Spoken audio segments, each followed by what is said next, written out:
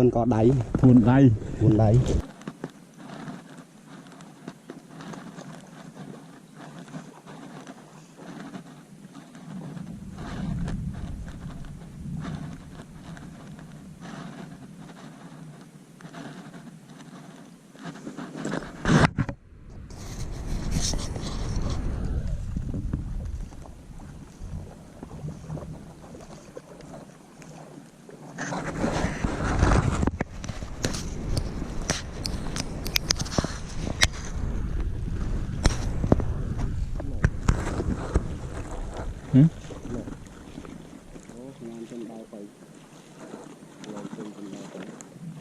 sẽ khơi mình lên này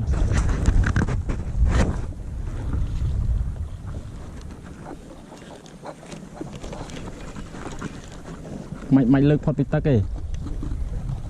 còn là tiên sai bột sai với ní mạnh bị phật đây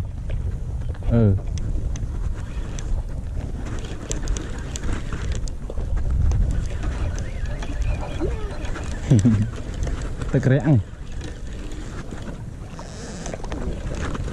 mình đây à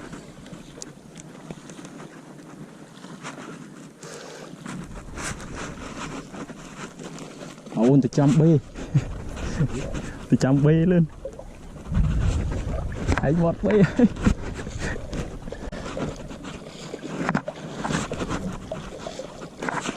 trời ơi à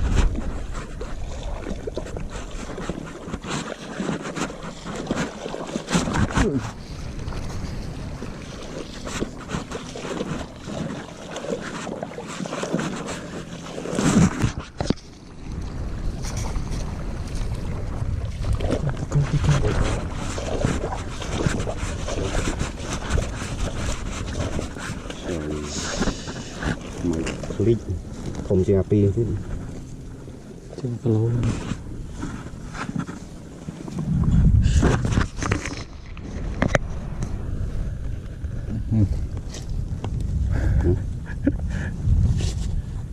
ủa vẫn có đáy buồn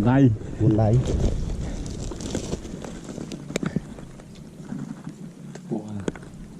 anh khơi cho năng hao mà